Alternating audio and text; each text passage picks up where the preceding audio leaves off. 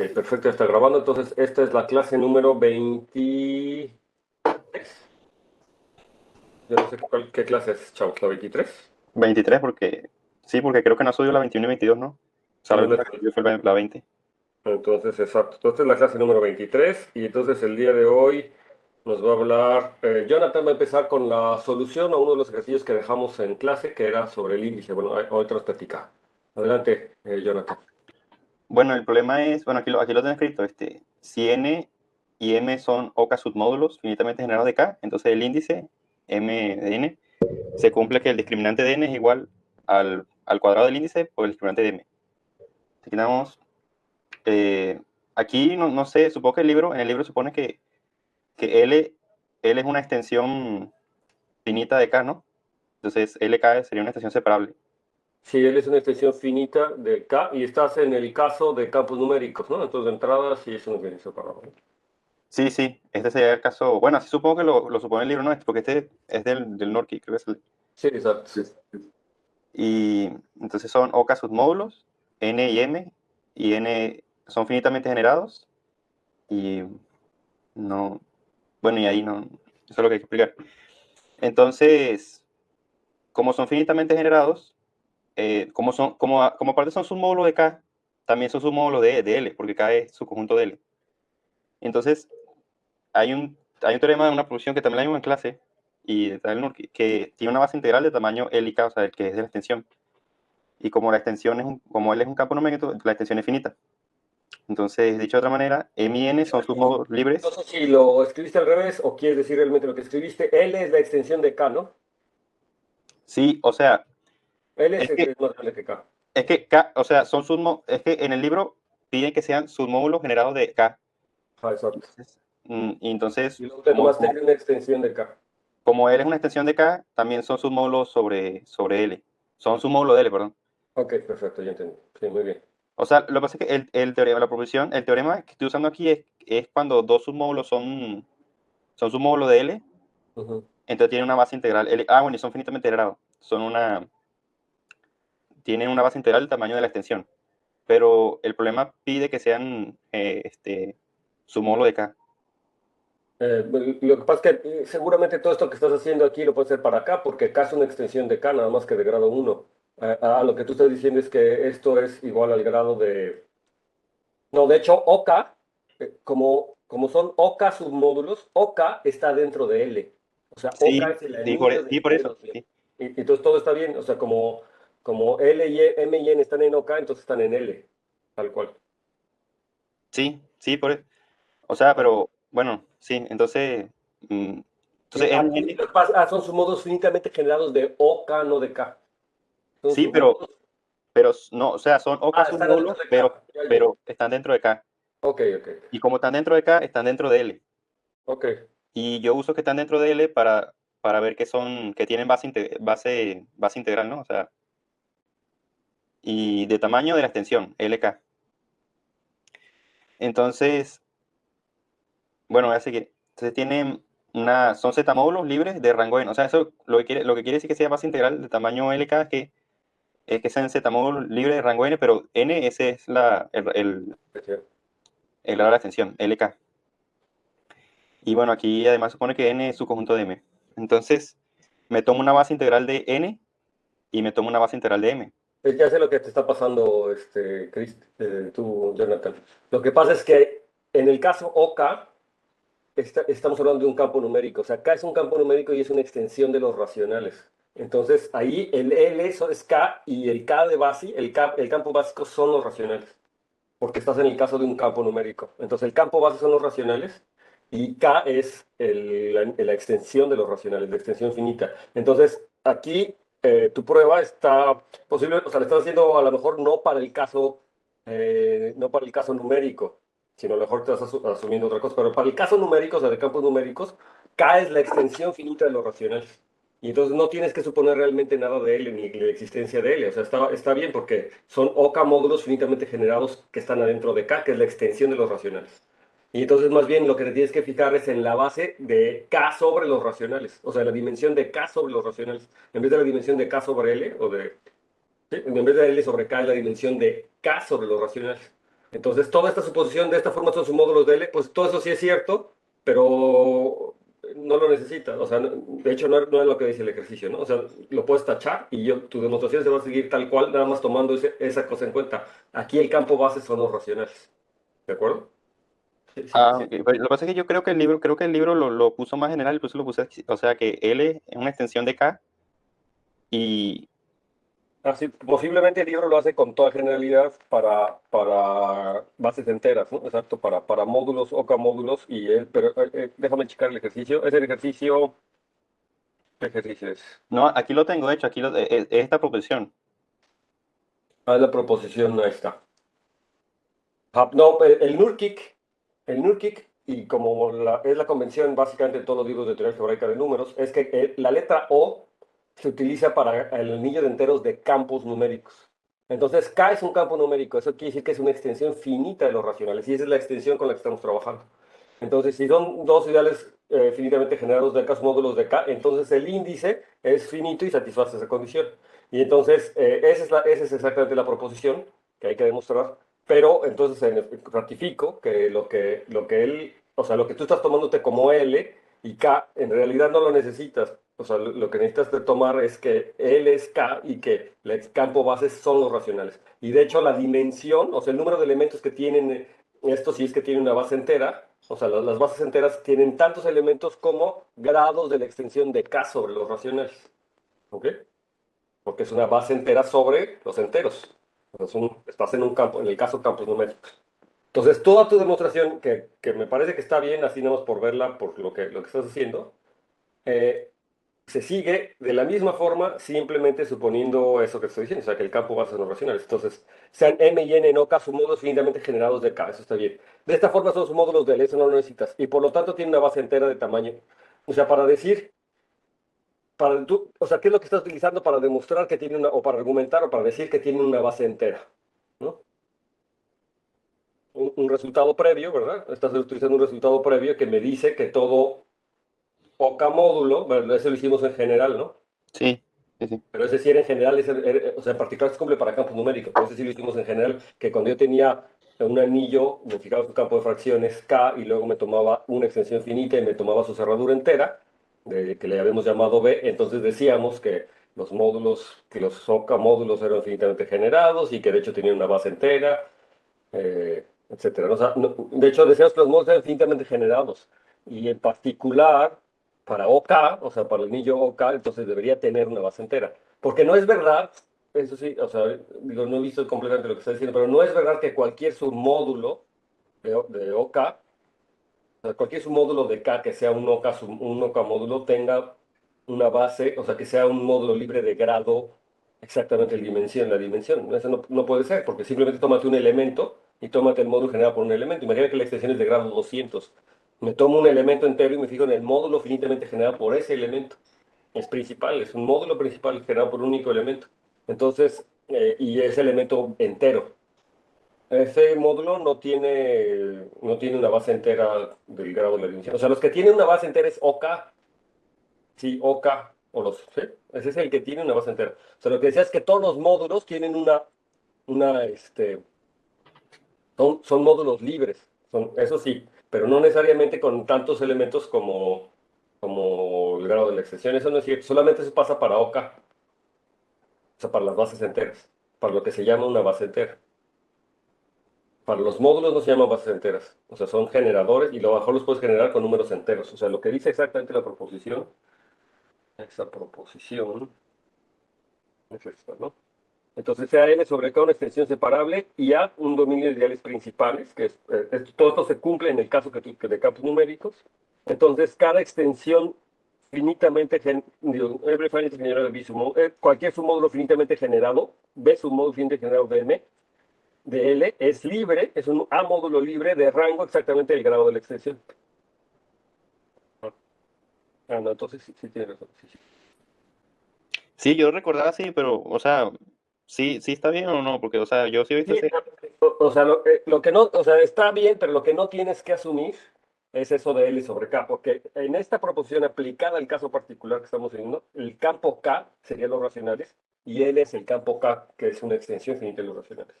y en ese caso es una extensión separable finita. Entonces A, el dominio de Lie principales es Z, son los enteros, y B es la cerradura entera, es el OK, o la cerradura entera en el campo base, es el que se llama OK. Entonces me dice que cualquier submódulo M de L, o sea, en este caso cualquier submódulo M de K, es libre, es un Z módulo libre de rango, el grado de la extensión de K sobre los racionales. Es como aplicarías esta proposición correctamente a ese problema que está estudiando. No sé si te queda claro que esa es la situación en la que tenemos que hacer. Sí, entonces, es que, bueno, sí, entonces supongo que el problema fue que L era K y K era, K es Los racional. racionales. Exactamente. Entonces podemos, digamos, seguir tu demostración, sigue exponiendo tu demostración, nada más vamos a pensar que L es K y que K son los racionales, ¿no? Entonces, de esa forma se sigue. Ajá. Pero la parte de que M y N tienen bases integrales de tamaño N, o sea, del tamaño de la extensión, sí es cierto, ¿no? Sí, eso es lo que dice la proposición, exactamente, son libres y de rango exactamente el grado de la extensión. El grado de la extensión de K sobre Q, en este Sí, caso. perdón, sí, de K sobre, ajá. Ujú. Ok. Bueno, entonces, y ese grado es N, o sea, lo vamos a poner como N chiquita. O sea, no. Bueno, entonces, aquí me tomo una base integral de N, de X, los X, y me tomo una base integral de los Y, de M, que son los Y. Entonces, como N es su conjunto de M, se tiene que para todo elemento X y de la base integral está en M. Entonces, yo lo puedo escribir como combinación lineal de los Y sub K. Entonces, este sería como el cambio de base entre las dos, entre N. Entonces, le aplico el sigma J, o sea, aquí los sigma J son los encajes de, en este caso K. O Ujú. sea, yo lo voy a pensar como los encajes de L, A las pero cerraduras como algebraicas de los K. racionales. Sí, entonces estos sigma J son los encajes de K, para la definición, básicamente para la definición del discriminante.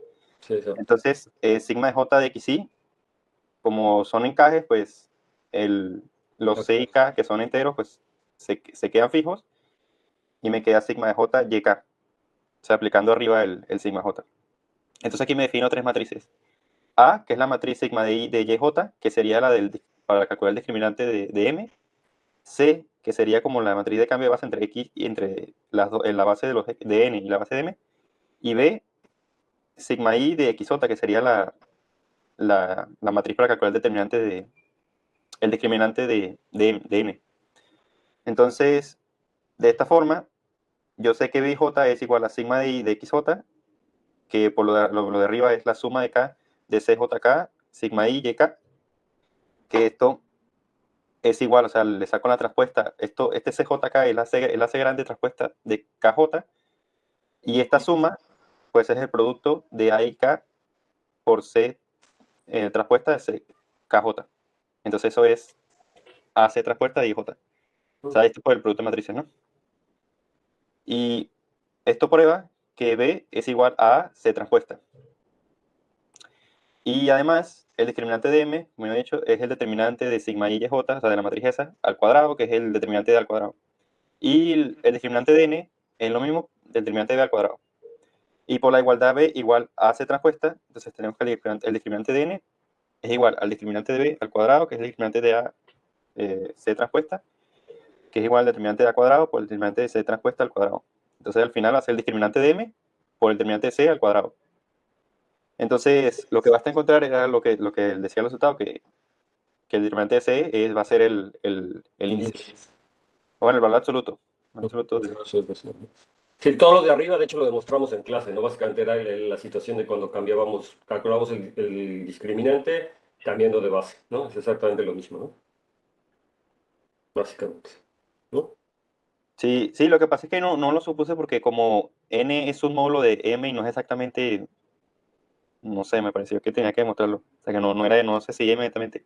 Pero lo que pasa es que como tienen rango exactamente igual al grado de la extensión y son linealmente independientes, entonces tienen que ser una base del campo L, en este caso del campo K, ¿no? O sea, son una base de K. Ah, Como bueno, sí, sí, de verdad. entonces ahí aplica exactamente el mismo.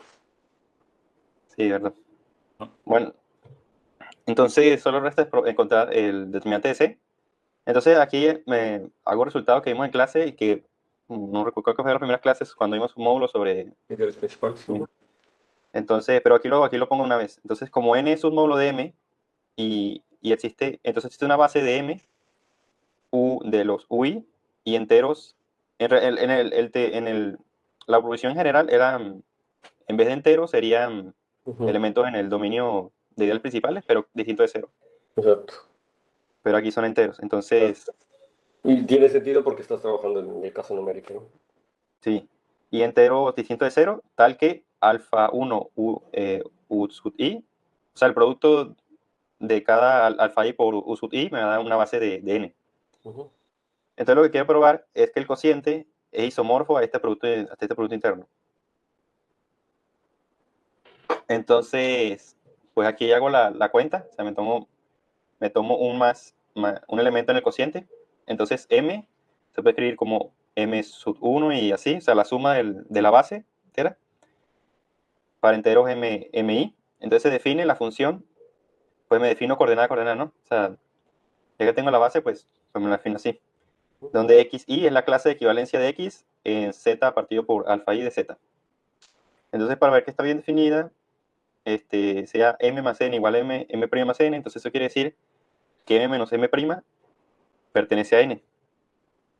Y por lo tanto, mi menos mi' es igual a alfa i k. O sea, esto es porque como pertenecen a n, entonces su base, se, básicamente, lo que dice que mi menos mi' es un entero por alfa i, porque son los coeficientes. Entonces, cuando yo comparo las bases, cuando yo comparo esta base de n, me van a tener que hacer alfa i por un entero, que esto es lo que está aquí. Entonces, esto prueba que están en la misma clase de equivalencia. Entonces, por lo tanto, son iguales y está bien definido. Entonces, aquí esto no es, pero para probar que es morfismo, pues simplemente sumo y entonces uso las propiedades la propiedad de módulo, luego la del producto interior, la de que es la propiedad de la clase de equivalencia, y entonces al final tengo que la suma. Y aquí lo mismo con el producto de lambda. Y si te fijas, eso es cuando vimos el teorema chino de residuo, eso lo vimos justamente casi como una consecuencia del teorema chino de residuo también, ¿no? Que veíamos que si era libre y se descomponía como se asume, me tomó un submódulo con esa condición de que están adentro uno del otro. Entonces el cociente también era de esa forma, entonces cuando hacía el cociente me quedaba pues los cocientes, ¿no? O sea, la suma directa de los cocientes.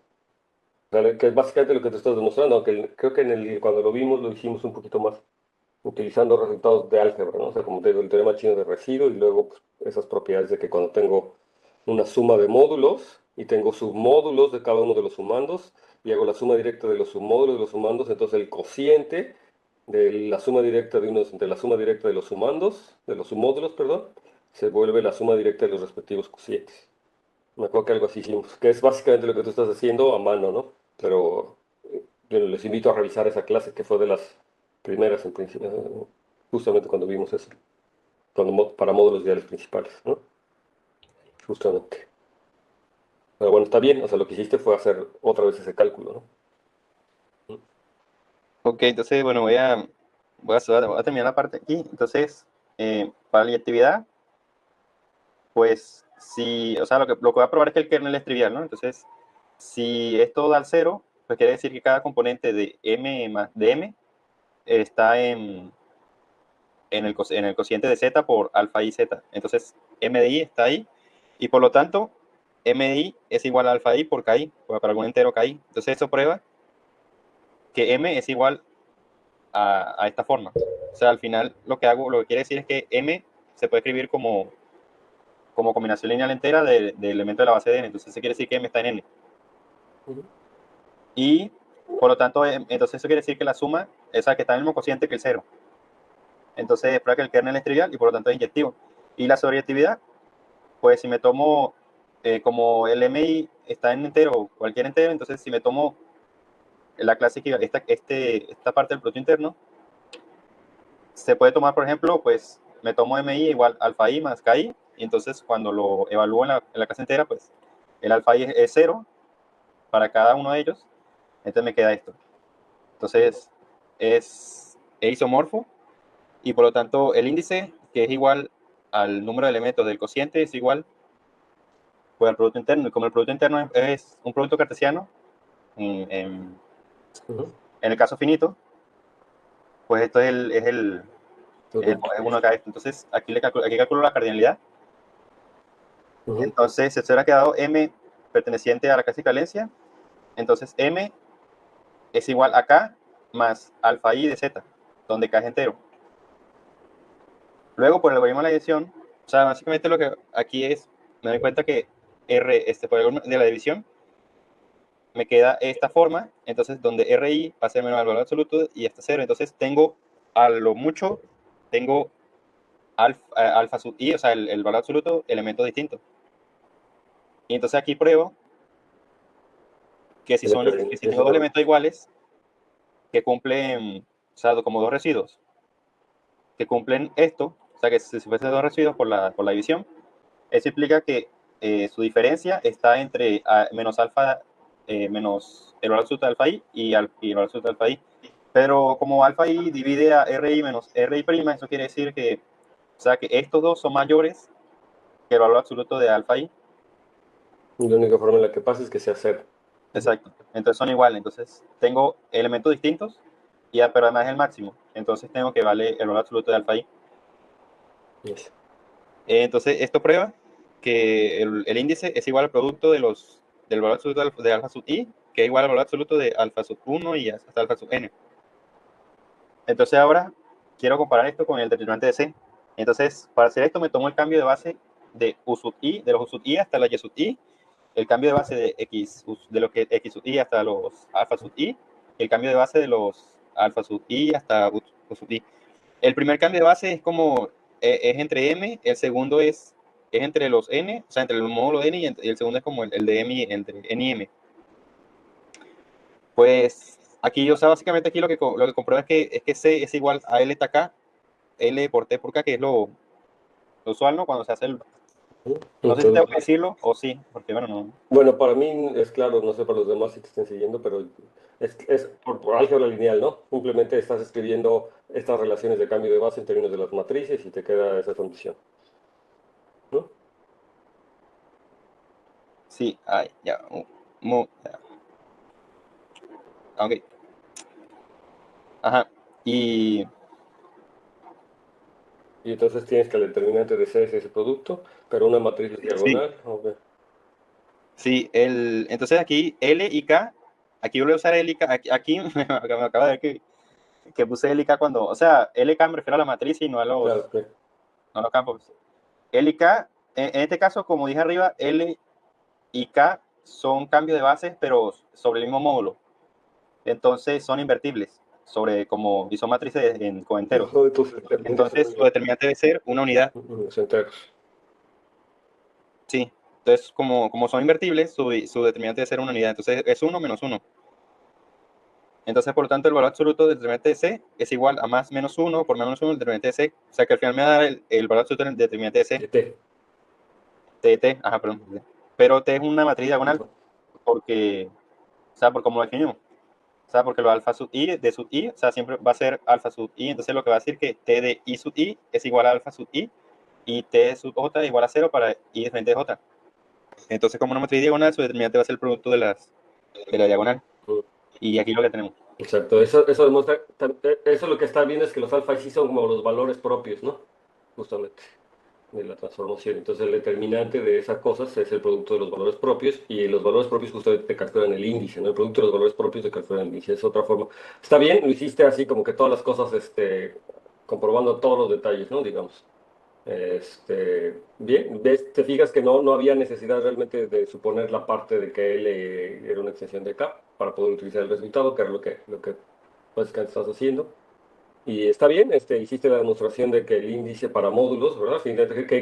Que les invito a revisar esa situación para cuando estamos estudiando dominios ideales principales, en que veíamos y de hecho hicimos algo muy parecido, no dijimos explícitamente lo del índice, que yo recuerde, pero sí dijimos esa parte, ¿no? Que yo tengo una descomposición y los otros lo puedo descomponer, y entonces la suma de abajo son los cocientes, y entonces ya podía yo calcularlos, que es básicamente lo que está haciendo aquí Jonathan nuevamente, para el caso de los enteros concretamente, ¿no? Y del campo Sí. numérico. Y bueno, aquí por ejemplo toda esta situación del determinante de C, se podría haber también simplificado sabiendo bueno, que cuando yo cambio de base entera, el determinante no cambia, ¿no? O sea, justamente por lo que, y la demostración era esta, la que tú estás haciendo, ¿no? Que como la matriz de cambio de base es una matriz invertible en los enteros, con coeficientes enteros, entonces su determinante tiene que ser una unidad de los enteros y es más o menos uno. Entonces el determinante, o sea, es la demostración de que el discriminante de una base entera es invariante en los campos numéricos, justamente lo que me estás escribiendo aquí, ¿no?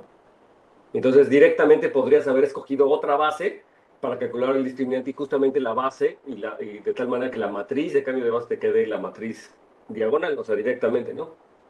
Como me queda la matriz diagonal, pues ya sabes que el determinante es el producto de eso. O sea, a fin de cuentas lo hiciste, pero como que reconstruiste, ¿no? Todos los pasos de la demostración o de las cosas que en algún momento habíamos dicho. Es decir, sí te podrías haber agarrado un poco de las cosas que ya habíamos hecho. En un sentido está muy bien lo que hiciste porque ahora ya te ensuciaste las manos tú, o sea, ya lo sabes, ya lo metiste y lo hiciste todos los cálculos y ya. Nada más lo único que yo te recomiendo es que veas cómo con todo lo que ya habíamos hecho y asumes esas cosas, pues se simplifica tu prueba, ¿no? O sea, que a fin de cuentas, muchas de las pruebas de las cosas que ya habíamos hecho, pues son lo que tú volviste a hacer aquí, ¿no? O sea, como eso que te dije. Entonces, ver que si esas demostraciones uno las tiene claras como por cachitos, pues ya nada más podrías haber juntado los cachitos del rompecabezas. Pero bueno, tu demostración es correcta. Está bien. Lo que estás. Ah, sí, es que creo que ese ejercicio no me salió. Uf, Sí me acuerdo cuál es el resultado, pero bueno. bueno, ok, perfecto. Está muy bien, Jonathan. Pero además, o sea, otra cosa que la prueba la saqué de este libro que me pareció interesante, pero lo hace con grupos. Ajá. Y al final, pues lo que. Y lo haces con grupos abelianos, ¿no? Lo que pasa es que los grupos abelianos son Z-módulos, Sí, aquí lo hace con grupos libres. o grupos libres, abelianos libres, sí. Y también usa, o sea, que hay un resultado interesante que los alfa sub i que yo puse ahí, que podría ser cualquier entero, aquí demuestra que son, en realidad son positivos, pero como no hizo falta, o sea, no. Sí, además, no se puede demostrar que son enteros, ¿no? Pero sí, en efecto. Sí, O sea, este resultado se cumple en general en la teoría de módulos libres. O sea, es un resultado clásico de la teoría de módulos libres. En los particulares de los Z módulos libres, que son grupos abelianos libres, ¿no? Entonces, sí. y la demostración es en general así, o sea, es tal cual como yo pongo. ¿Qué libro es ese? El de, Ajá, el de Stewart y David Tol, o sea, el de. sí, ese libro está muy bien. Ese yo lo utilicé se lo recomendé, creo, ¿no? Lo hice para un curso en la licenciatura de aquí de la UAD. Está muy bien también. Nada más que, bueno, tiene la peculiaridad que trabaja también para un caso muy concreto, ¿no? De la teoría de Sartre. Bueno, en fin. Muy bien, muy bien, Jonathan. Había también un ejercicio pendiente, ¿verdad, Saúl? Y de hecho, otros que les había dicho que los pensaran y lo de Saúl les había dicho, le voy a preguntar a cualquiera, ¿o era este? Ya no me acuerdo. ¿Qué era lo que Saúl se había quedado de hacer y no había hecho? ¿O quién era Héctor? ¿Quién era Héctor o Saúl? No era Saúl. Saúl, ¿estás por ahí? Sí, No lo pudiste hacer. ah, no, sí, bueno, es que me parece que nada más había que Sí, que a lo mejor es muy fácil. sustituir eh, las cosas, o sea, porque ya vemos como encontrado las dos extensiones para aplicar el teorema que hemos Es que probado. no me acuerdo qué era lo que quedó de tarea. Entonces, si nos recuerdas y lo platicas rápidamente, pues está bien. Sí, ¿Quieres compartir? ¿Verdad? Te cedo la oportunidad de compartir la pantalla. Pues ya puedes presentar. O ahorita en un segundo. Ya. sí, solamente estoy. eh, Ok.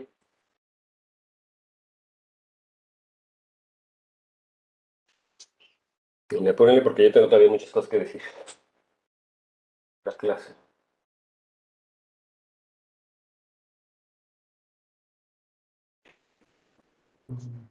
Ya se está poniendo buena la clase, ¿no?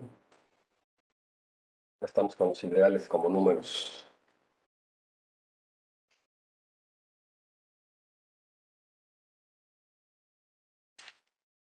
ok, ah,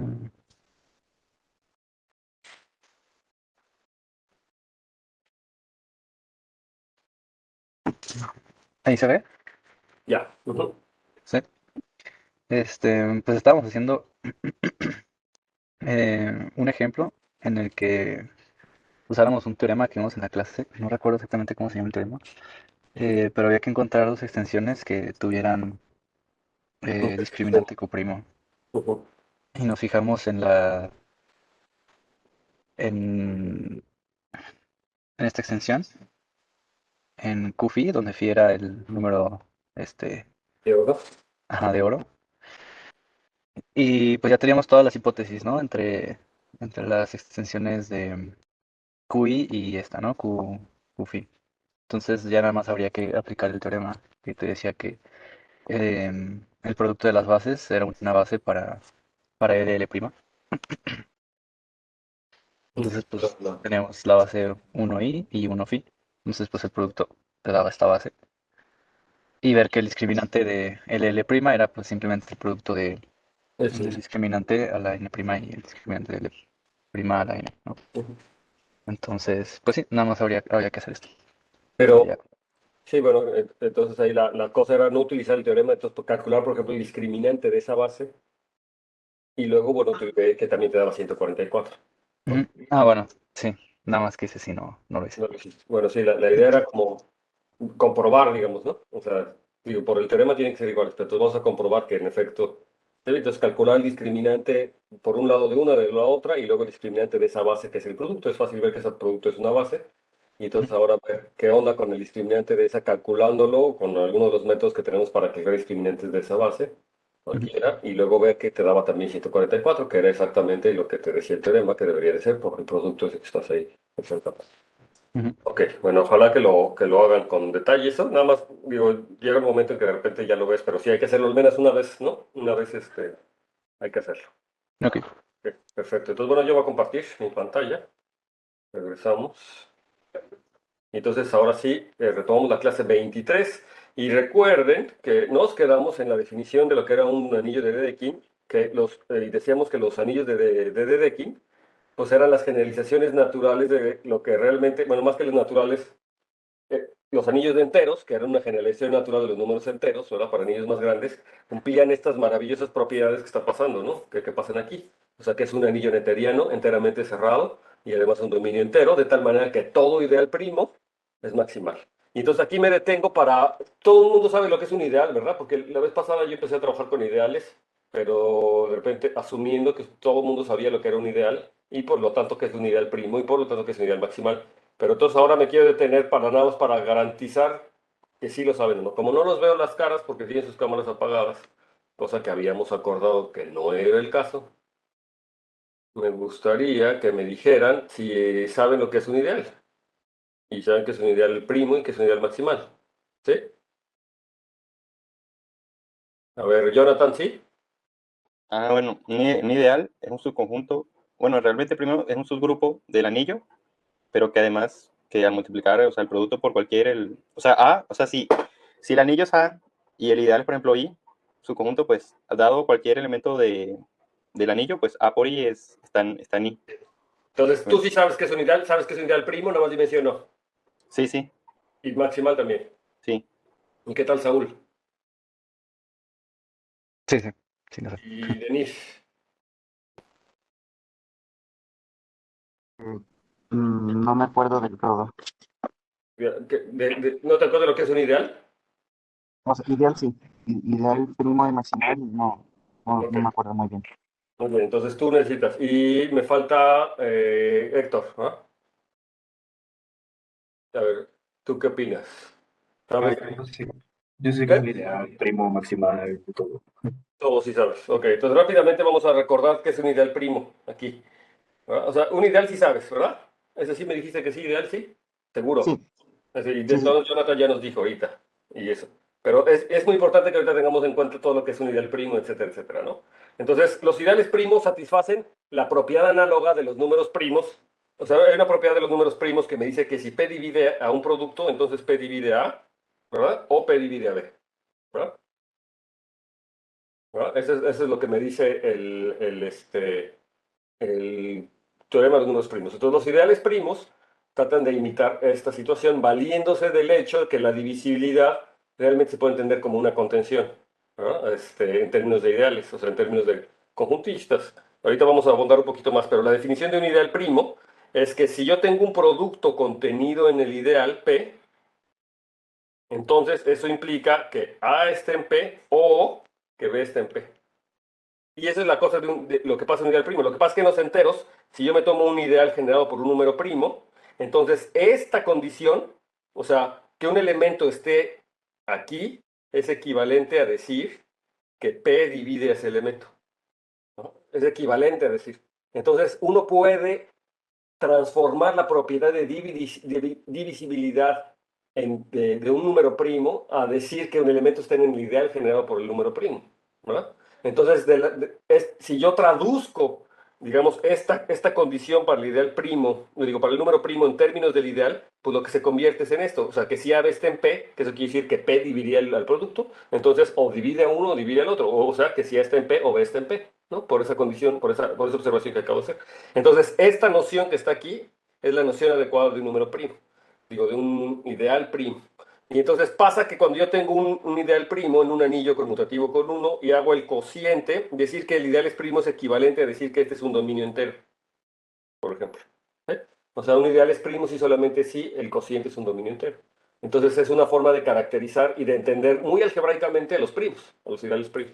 Muy en términos de una propiedad muy general, ¿no? De repente suena como, si lo piensas tantito, es como muy sorprendente que yo pueda decir eso en términos de una propiedad que aparentemente no tenía nada que ver. Pero sí, digo, evidentemente tiene que ver, pero es como la definición de dominio entero es como muy algebraica. Están, por supuesto, relacionadas. Entonces, los ideales maximales, déjenme borrar esto que escribí, los ideales maximales son ideales primos en particular, pero esa no es la definición de ideal maximal, simplemente es que el conjunto de ideales de un anillo, todo el conjunto de ideales de un anillo, quitándole el total, quitándole el ideal generado por uno, o sea, quitándole el anillo, que también es un ideal. El conjunto de ideales de un anillo es un conjunto parcialmente ordenado. Todo el mundo sabe lo que es un conjunto parcial. Y están ordenados por contención, ¿verdad? La contención es un orden parcial. Entonces, uno se pregunta si hay elementos maximales. Es decir, los ideales maximales son los elementos maximales del orden parcial formado por todos los ideales. Son esos, son. ¿Y qué quiere decir un elemento maximal? Pues quiere decir que no hay nadie más grande que ellos. Es decir, los ideales maximales son de tal manera que no hay ideales que no sean el total, que los contengan propiamente. Ese es un ideal maximal. Y se demuestra que si hay ideales maximales en un anillo, entonces esos ideales maximales tendrían que ser primos. Y de hecho, para lo que vamos a hacer ahorita, en cierto sentido, de alguna manera también recobra esa demostración. No era difícil que se. Los invito a que traten de demostrarlo después de esta clase. Si es que no lo saben, demuestren que todo ideal maximal es primo. O sea, que si un ideal es maximal, entonces tiene que ser primo. Entonces, en particular, cuando yo tomo un ideal maximal, si M es el ideal maximal, este es un dominio entero.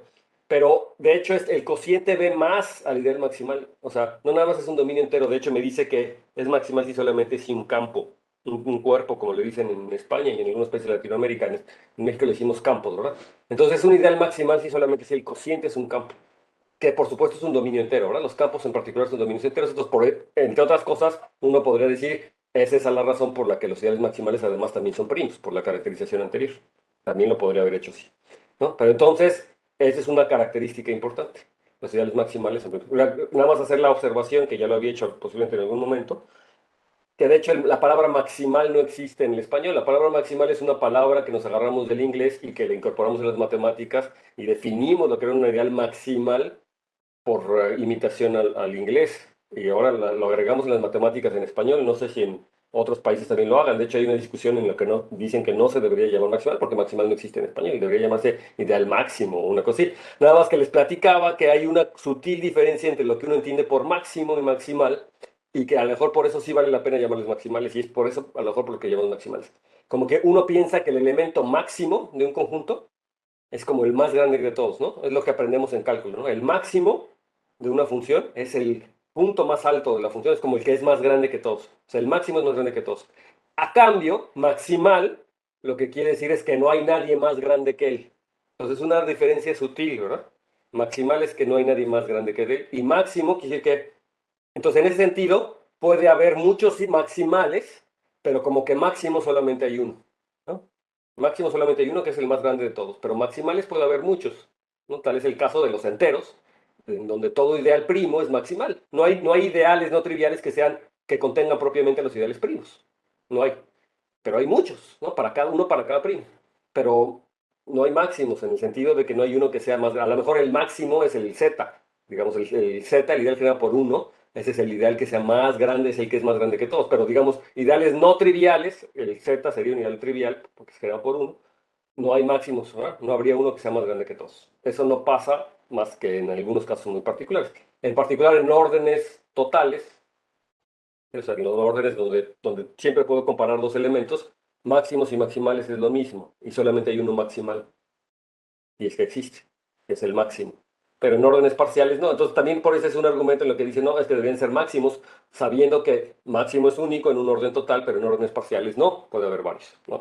Pero haciendo como una llamado a lo que intuitivamente o lo que por la formación que tenemos, que cuando uno empieza estudiando cálculo y cosas así, que uno se hace la idea de que el máximo es como el más grande de todos, siendo que la noción de maximal es más bien que no hay nadie que sea más grande, ¿no? Una pequeña y sutil diferencia. Pero insisto que cuando los órdenes son totales, pues es lo mismo. Que es el caso de los reales, ¿verdad? O sea, por eso es que el máximo, las funciones de los reales, el máximo es el máximo, y solamente hay uno, en fin, una función, si es que tiene máximo. De la misma manera, en el conjunto de ideales uno se podría preguntar si existen ideales maximales. En principio no hay nada que me lo garantice. En los números enteros, sí, claro que puedo demostrar que existen ideales maximales porque puedo demostrar que existen ideales primos, porque los generados por primos son primos y es fácil demostrar que son maximales. Pero en un anillo en general, uno tendría que demostrar que existen ideales maximales. En los anillos conmutativos con uno, la existencia de ideales maximales es equivalente o utiliza el lema de Zorn y de hecho es equivalente al axioma de elección. Entonces, en álgebra, uno asume el axioma de elección para poder demostrar que existen ideales maximales. Salvo que uno trabaje con anillos neterianos, que es lo que les había platicado la vez pasada. En los anillos neterianos, que son los anillos que cumplen una condición de finitud, de cadena de finitud muy establecida, ahí la existencia de ideales maximales está garantizada, como ahorita se los menciono, vamos a ver algo muy parecido. Está garantizada, ¿de acuerdo? Siempre hay ideales maximales en anillos neterianos. Entonces uno podría tratar de ver si un anillo es neteriano, entonces si uno no quiere trabajar con ideales, con el axioma de elección, entonces uno puede dedicarse a trabajar sin el axioma de elección y ver hasta dónde uno puede llegar. Posiblemente en un anillo en general no podría uno demostrar la existencia de ideales maximales, pero la verdad es que en teoría de números y en geometría algebraica casi siempre uno trabaja con anillos neterianos. Y entonces, por lo tanto, también uno tendría la existencia de ideales maximales, ¿no? Te quedó claro lo que es un ideal maximal y más o menos cómo uno checa las situaciones, espero que sí, ¿no? De todas maneras, lo puedes revisar en cualquier libro de álgebra, hay que darse la revisada. Entonces, lo que teníamos con los anillos de enteros es que los anillos de enteros son anillos que son dominios enteros, que son enterianos, que son enteramente cerrados y que además tu ideal primo es maximal. O sea, que pasa lo que sucede en los enteros, ¿no? O sea, en los números enteros, en los dominios enteros, digo, en los números, en los campos numéricos, en los anillos enteros de campos numéricos, pasa exactamente lo mismo. Entonces son como una bonita generalización, pero o sea, lo que dice es, estamos trabajando con eso, pero en realidad hay otros anillos que no son anillos de enteros de campos numéricos, que también cumplen esta propiedad. O sea, también cumplen la propiedad de ser anillos neterianos enteramente cerrados y que todo ideal primo sea maximal. Y hay otros que no son los anillos enteros de un campo. Entonces esos dominios, esos son los que verdaderamente, los amables, digamos, esos son los que verdaderamente deberían de llevarse el título de ser eh, generalizaciones de los números enteros. Y entonces en principio uno podría hacer teoría de números, como lo hacíamos en los enteros, en esta extensión. ¿Con qué idea? Pues un poco con la idea de Kummer y de lo que les platicaba les platicaba la clase pasada, ¿no? Que querían resolver el teorema de Fermat y se habían encontrado que ciertos anillos no eran de factorización única y entonces yo necesito estos números imaginarios, ¿no? O números, ¿cómo le llamamos? Números ideales, no imaginarios, números ideales que satisfacieran, si les puedo construir una cierta cosa de propiedades que me permitan hacer teoría de números y en particular tener factorización única como se pasa en los enteros para con esa esperanza poder demostrar, por ejemplo, el teorema de Fermat. Pero si yo puedo hacer teoría de números en esa estructura, pues también puedo ser feliz, ¿no? Y entonces resulta, resumiendo lo que hemos visto la clase pasada, que en estos dominios de Dedekind es un entorno en donde yo voy a poder hacer teoría de números y en particular voy a poder tener factorización única o demostrar factorización única interpretando adecuadamente los productos y todo en el anillo de enteros, digamos, o en ciertos anillos de enteros donde no había factorización única. Pero ahora extendiendo, digamos, mis números, ahora estos números ideales. En otras palabras, estos ideales. Entonces, empezamos con dominios de Dedekind y la definición de dominio de Dedekind es esta, y por supuesto los ejemplos que uno siempre tiene que tener en mente de dominios de Dedekind pues son a los números enteros de por sí, a los enteros algebraicos de un campo numérico, que por lo que hemos visto la vez pasada, estos son dominios de Dedekind, ¿de acuerdo? Pero hay otros, ¿no? Les dejo de tarea que me digan un dominio de Dedekind que no es, eh, que busquen un dominio de Dedekind que no es estos dos. Hay muchos, hay otros. Ok. Entonces, resulta que, de hecho, al principio de la clase habíamos visto que los dominios de ideales principales también eran unos muy buenos candidatos para hacer generalizaciones de los números enteros, porque también podía trabajar con divisibilidad. De hecho, definimos ideales fraccionarios en esa situación y veíamos que los dominios ideales principales eran lo suficientemente buenos. Pero encontramos otros anillos que no eran de ideales principales, que también eran suficientemente buenos como para generalizar los enteros. Entonces, no son los únicos. Entonces, bueno, lo que sí podemos pensar es que los dominios de Dedekind realmente lo que están generalizando son a los dominios ideales principales, en el sentido de que si es un dominio de ideales principales, me tomo acá su campo de fracciones y L una extensión finita, ¿no? Como siempre, y ahora me tomo B a la cerradura entera de A en L, entonces, en general, lo que yo sé es que B no vuelve a ser un dominio de ideales principales, y ese era uno de los problemas con los que uno se topa con los dominios ideales principales, porque no está padre, ¿verdad? Porque me gustaría que este B, esta cerradura entera, sea como el original, o sea, como el A, que era un dominio de los principales, pero la cerradura entera es chanfles, no resulta ser, pero sigue teniendo buenas propiedades, en particular, sigue teniendo las propiedades que a mí me gustaría, o sea, como las que escribí ahí arriba. Y lo que les digo es que estos cerraduras enteras siempre son dominios de Dedekind. Ahí lo borré, pero siempre son anillos de Dedekind. Entonces, pues realmente eso es otro argumento como para decir, bueno, los anillos de Dedekind deberían ser los buenos o lo suficientemente buenos para poder trabajar ese cierto tipo de teoría de números. Y entonces a partir de ahora, dado esta motivación, ¿verdad? Siempre vamos a suponer que O es un dominio de Dedekind, un anillo de Dedekind arbitrario, es decir, no es necesariamente el anillo de enteros de un campo numérico. Pero si se sienten más cómodos, sobre todo por el tipo de ejercicios que ustedes han estado realizando durante el curso, pueden pensar en que OK es un anillo de enteros de un campo numérico, ¿no? Pero que sepan que hay otros. Y entonces vamos a trabajar ahora con O, sin el subíndice, eso en general va a denotar un dominio de Dedekind, un anillo de Dedekind, a menos de que diga lo contrario. Los dominios de Dedekind, los anillos de Dedekind siempre son dominios enteros. Entonces a veces les llama uno anillo de Dedekind, porque ya de por sí ese, por definición, tendría que ser un dominio entero. Pero muchos dicen, para recalcar, le dicen dominios de Dedekind, porque son dominios enteros en total. Ok. Entonces, vamos a decir que un ideal del dominio de Dedekind divide a otro ideal B, si solamente si B está contenido en A, ¿no? Y entonces esto lo vamos a escribir como siempre, con el símbolo de la división, ¿no? A divide a B. Sí, solamente sí. Esto pasa, lo voy a poner aquí. Voy a poner A divide a B. Sí, solamente sí. Entonces, lo único que está pasando es que estoy cambiando la relación de orden.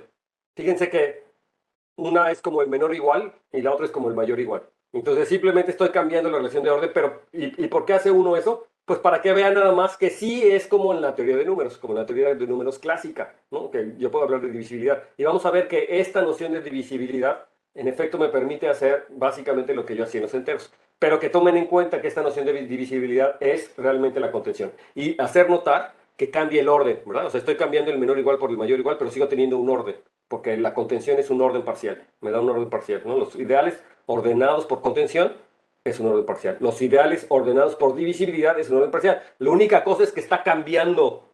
Es decir, por ejemplo, elementos minimales los tengo que cambiar por maximales, ¿sí? Y etcétera, etcétera, ¿no? Pero van a ver lo que está pasando, es muy interesante.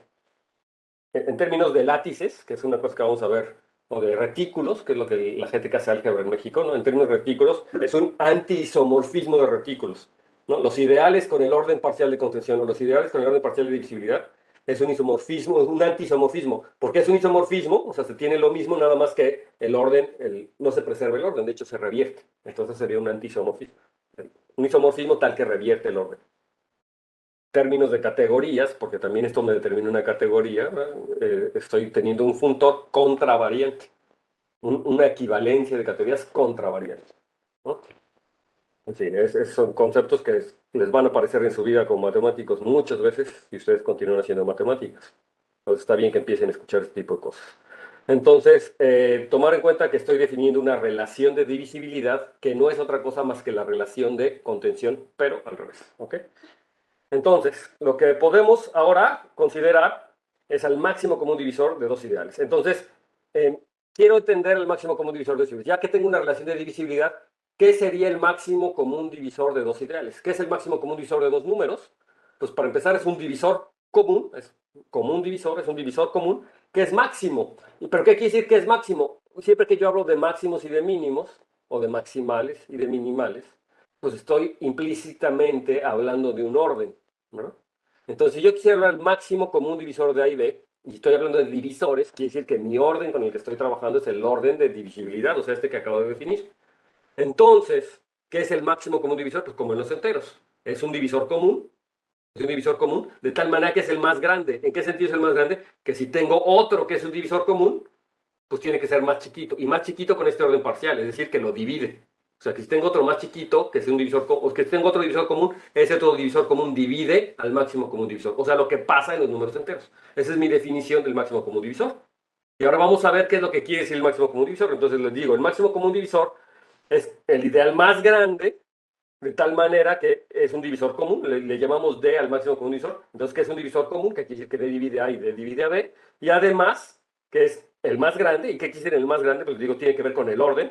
Quiere decir que si H es otro divisor común, entonces ese H es más chiquito que el máximo común divisor. Pero recuerden que la relación de orden es la de divisibilidad. Entonces quiere decir que H divide a D. Eso es lo que quiere decir el máximo común divisor. ¿Cómo lo hicimos en ideales principales en su momento, ¿no? Cuando estudiamos? Pero estos no tienen por qué ser ideales principales. Ya habíamos hecho esto, pero en ideales principales. Entonces ahora lo ratifico aquí, ¿no? Lo podemos hacer eso en general. Entonces H divide A y H divide B, entonces H divide. Ese es el máximo común divisor. Y entonces la pregunta normal, ¿existe el máximo común divisor con esta generalidad? ¿Existirá el máximo común divisor? ¿Qué opinan? Entonces, Sí, ¿sí? o sea, sí, o sea, me parece que es el ideal generado por A y B. El ideal generado por AB. Digamos que en el caso de ideales principales, vimos que sí existía el máximo común divisor, ¿no? Y de hecho, aquí más bien la pregunta es que si habíamos dicho que en el ideal generado por A y B y tiene una cara muy precisa, aquí es el ideal generado por A y B. Y aquí la pregunta es más bien si eso mismo se sigue cumpliendo aquí, porque aquí no estoy en dominios ideales principales, estoy en dominios de Dedekind, pero como se podrán acordar, sí, en ideales principales sí existía. Y entonces vamos a ver qué pasa. Entonces lo que tenemos que hacer simplemente es entender estas propiedades que determinan o que definen el máximo común divisor en términos de su definición, es decir, en términos de la contención. Entonces, por ejemplo, decir que D que es un divisor común, en realidad lo que quiere decir es que A está en D y que B está en D, ¿verdad? ¿Sí? Eso es lo que quiere decir. Y por otro lado, o sea, lo que estoy diciendo es que D es un ideal que contiene a tanto A como a B. Y entonces, por otro lado, decir que H divide A y H divide a B implica que H divide a D. Eso es lo que se puede entender como que si A es está dentro de H y B está dentro de H, entonces D está dentro de H. ¿Sí? Entonces, en este sentido, ¿qué es lo que me está diciendo de D estas relaciones de contención? O sea, que con la relación de contención, el ser el máximo común divisor, lo que me dice es que debería ser el elemento más pequeño que contiene tanto al ideal A como al ideal B, ¿verdad? El más pequeño en el sentido de la contención. Y entonces, ahora sí, la pregunta es, ¿existe el máximo común divisor? Es decir, ¿existe un ideal que contenga tanto A como a B y que sea el más pequeño que contiene A como a B? ¿Sí? Pues sí, y entonces en ese sentido lo que decía Jonathan, pues el ideal generado por A y por B. O sea, el ideal más pequeño que contiene A y a B es el ideal generado por A y B.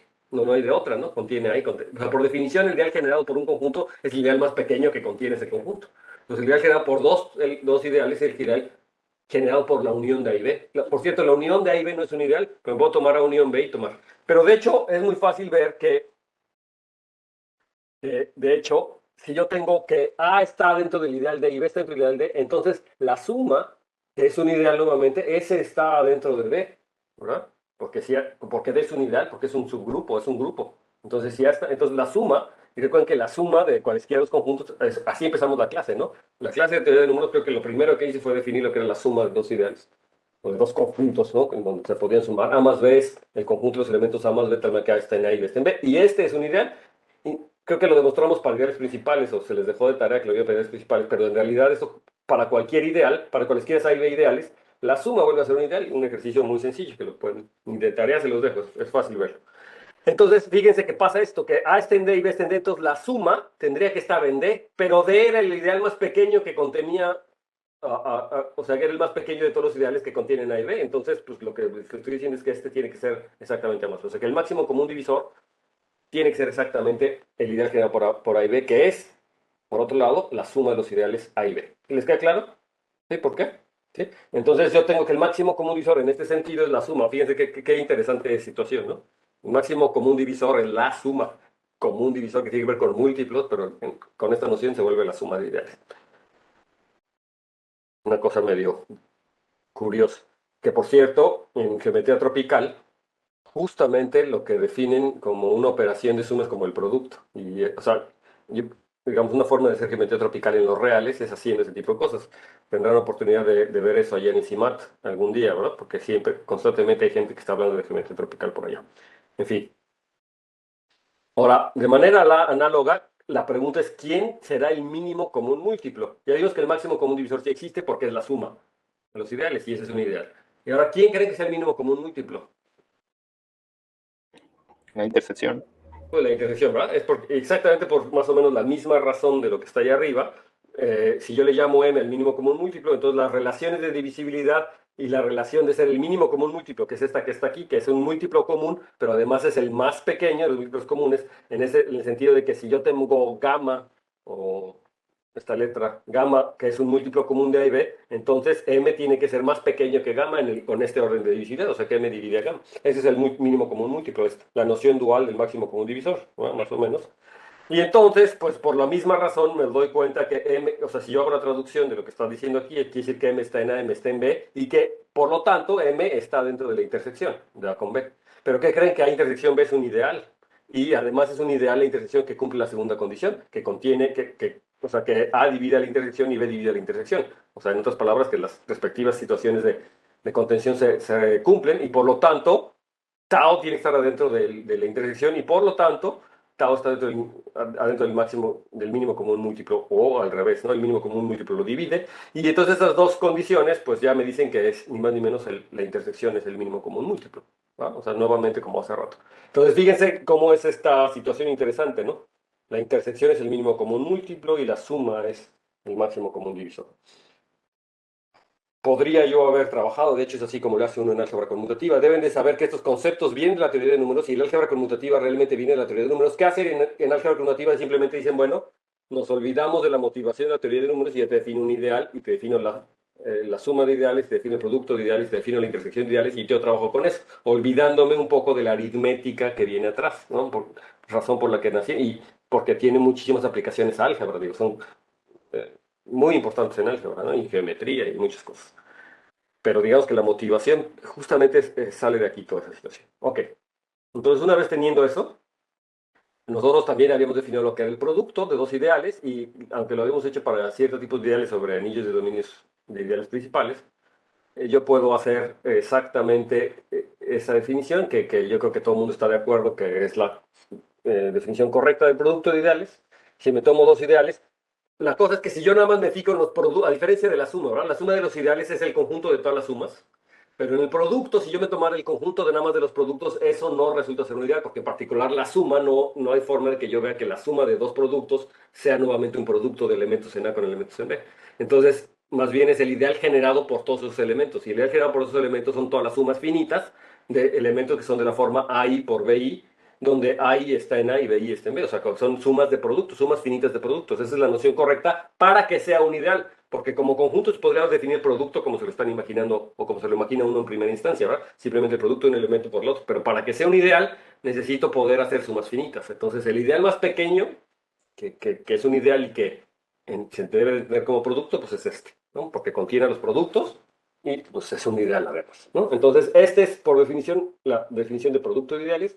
Ustedes pueden verificar nuevamente que es un ideal que cumple las condiciones de ideal. Y entonces resulta que la buena noticia o la buena noción es que con este producto, los ideales de un anillo de Dedekind, ahora sí vamos a tener lo que es la factorización única entendiendo a los enteros, o sea, los elementos de Oca como los números, los elementos de O como los números, que en cierto sentido los puedo meter adentro de este tipo de ideales, porque todo número, o sea, todo elemento en O genera un ideal, ¿no? El ideal principal generado por ese elemento. Entonces, agrandando a mis números, resulta que con estos estructuras de ideales, el sueño de Kummer o de, sí, se realiza, ¿no? O sea, sí voy a poder trabajar con estos números y voy a tener ni más ni menos factorización única. Entonces, pues justamente eh, aquí la pregunta es qué onda con los ideales primos que los ideales maximales. Ya lo platicamos, ¿no? Aquí fue donde se me ocurrió y sí saben lo que es un ideal primo y que es un ideal maximal. Pero, a ver, nada más para que vean la situación, que con la noción de divisibilidad concretamente yo podría hablar de ideales primos y de ideales maximales, ¿no? Concretamente. O sea, como qué quiere decir como el ideal primo en términos de ideales irreducibles. O sea, sí, o sea, como que, ¿ven? O sea, lo que les pongo aquí en naranja como es la noción de ideal primo completamente análoga a la noción de número primo, y es que el número primo tiene dos sentidos, ¿no? Uno, como esa de que P divide al producto, entonces P divide a uno o divide al otro, o la otra en el sentido de irreducible. ¿Ya? Y la otra en el sentido de irreducible es que si P es el producto de los números, entonces uno tiene que ser una unidad. Entonces aquí les dejo esto para que piensen si la noción de primo, de ideal primo, con esta relación de divisibilidad es realmente la noción de primo, como uno se lo está imaginando, o en qué sí y en qué no, ¿no? Y lo mismo de maximal, nada más que la cosa es que como estamos en un dominio de Dedekind, pues todo ideal primo es maximal, ¿no? Entonces realmente es lo mismo, todos los maximales son primos, todos los primos y maximales son iguales, pero bueno, se lo pongo ahí, ya lo discutimos al principio de la clase. Entonces, a ver, entonces una de las cosas es que pues, lo que queremos demostrar, y el teorema fuerte, justo lo que estoy diciendo, es que todo ideal en el anillo de Dedekind diferente de los ideales triviales. Los ideales triviales son el cero y el uno. Recuerden que el ideal generado por el uno es el total, ¿verdad? ¿Sí? El ideal generado por 1 es el total. Si no lo saben, chequenlo. O sea, es muy fácil, ¿verdad? Pero entonces, si es un ideal distinto al 0 1, entonces este se factoriza como producto de ideales primos. Y entonces, en ese sentido, pues el teorema fundamental de la aritmética también se cumple. O sea, lo que me está diciendo es que existe un número finito de primos, de hecho finito, de tal manera que el ideal se escribe como un producto finito, pero un producto de ideales. Y además, eso ya lo sabía, eso ya lo teníamos en los dominios, en los anillos de enteros, que se podía escribir con producto de primos, eso ya estaba. El chiste no era ese, sino el chiste es que la factorización sea única, ¿verdad? Eso era lo que fallaba. Y bueno, en este caso, como lo prometido es que de hecho la forma en factorizarlo es única salvo reordenamiento. Y también eso no quiere decir que no, o sea, no todos los primos son distintos, ¿verdad? O sea, P1 podría ser igual a P2, etcétera, ¿no? O sea, como el teorema fundamental de la aritmética, tal cual.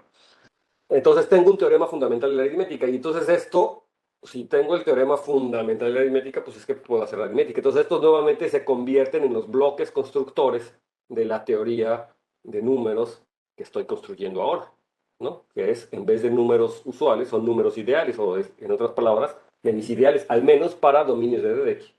Y entonces las mismas justificaciones que yo doy para prestarle interés a los números primos, es decir, porque la justificación normalmente es que, bueno, ¿por qué uno se interesa en los números primos, en teoría de números? Pues porque los números primos son los bloques constructores de los enteros. Si yo entiendo cómo son los números primos, entonces entiendo de cierta manera cómo son todos los, aparentemente, ¿no? O sea, es como la idea, podría entender cómo son todos los números enteros. No es tan cierto eso, pero en cierto sentido. Sí, fíjese que ese es un paradigma de la ciencia que yo creo que también influyó en las matemáticas y que hasta la fecha todavía lo seguimos trabajando, aunque se ha visto que no es así, ¿no? Sobre todo con el uso de las computadoras. Es decir, antes uno pensaba que si yo entiendo las unidades fundamentales de una partícula, de un ser, los átomos, si yo entiendo los átomos de lo que está formado de la materia, los átomos de cualquier cosa que yo esté estudiando, las partículas fundamentales, entonces yo voy a poder entender todo, ¿no? Uno decía, ok, si yo entiendo cómo funcionan los fotones y cómo, entonces entiendo, voy a entender cómo funciona la luz. Si entiendo cómo funcionan las células de un ser vivo, entonces voy a entender cómo funciona. Si entiendo cómo funciona la neurona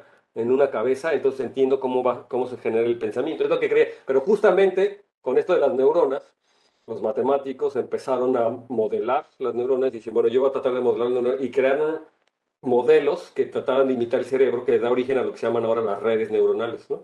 en computación. O sea, las redes neuronales en computación son modelos computacionales del cerebro, o al menos así iniciaron.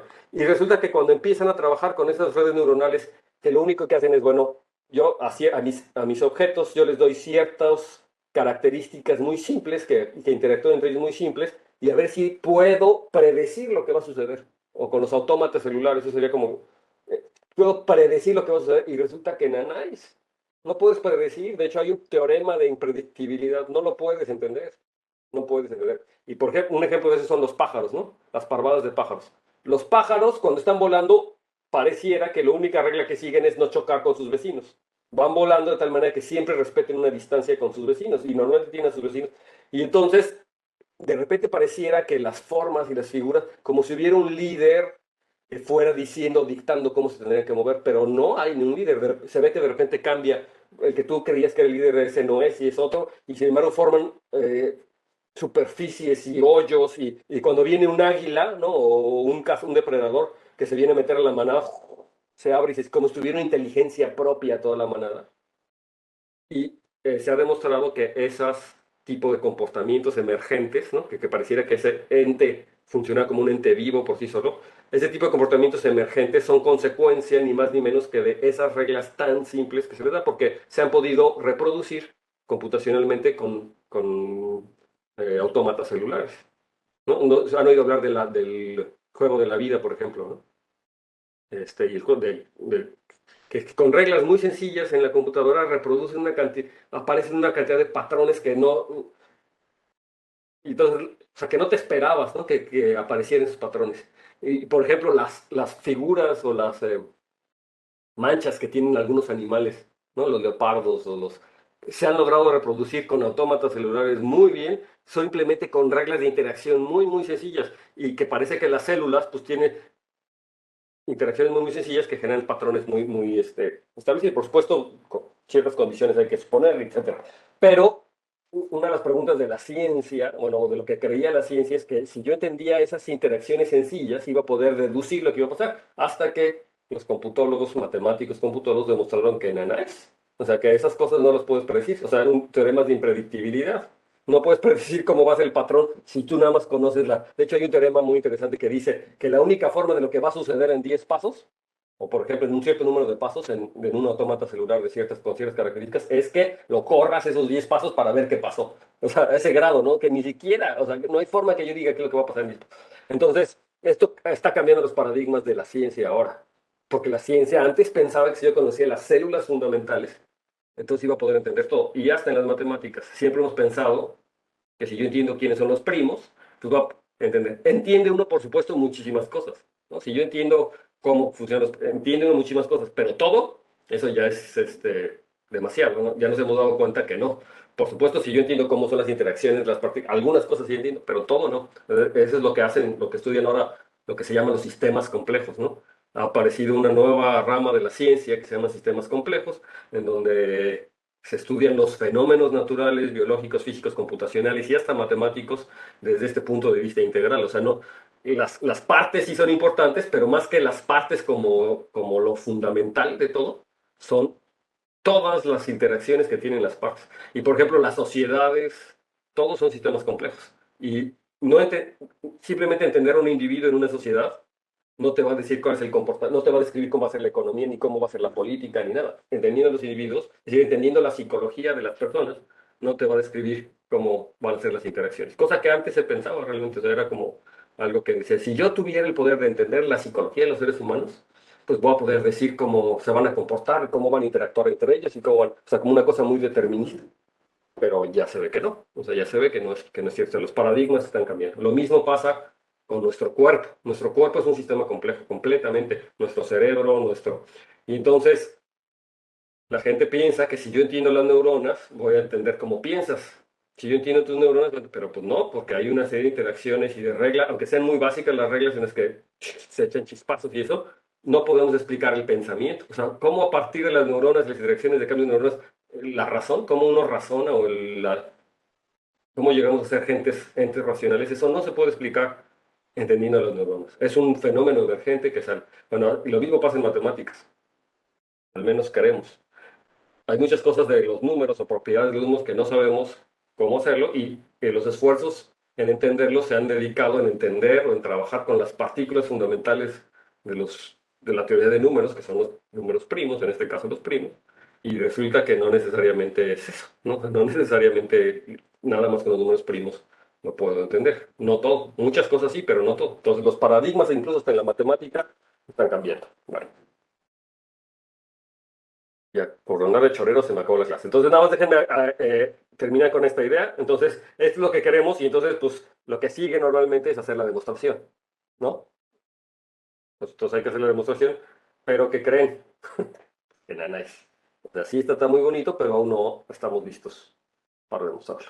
¿Por qué? ¿Y por qué básicamente no estamos listos? Pues porque como le hace uno en la teoría de números, primero uno tiene que demostrar un montón de propiedades de la divisibilidad. Uno le dedica un montón de rato a entender propiedades de divisibilidad para luego poder demostrar el algoritmo de Euclides y el teorema fundamental de la aritmética. O sea, no es una cosa trivial. Y aunque todo lo que sigue para llegar a esto en realidad es cerciorarse de que las cosas que deberían de cumplir con esta nueva definición de ideales primos y de divisibilidad y todo, hay que cerciorarse que las cosas que necesitamos sí se cumplen, ¿no? ¿Y de qué manera se cumplen? Porque no lo puedo trasladar palabra por palabra. O sea, no, aunque ya generalizar los números primos, ya generalizar los enteros, y ya tengo una noción de divisibilidad en la que más o menos puedo hacer aritmética, o en la que puedo hacer aritmética, pues las cosas o los resultados que yo necesito. Es decir, si yo leo la demostración de Euclides o la demostración del teorema fundamental de la aritmética, no la puedo seguir palabra por palabra, aunque casi sí, siempre y cuando tenga cuidado en cómo se adecúan los conceptos y las particularidades que tenga que cumplir. Por ejemplo, aquí una pregunta interesante es,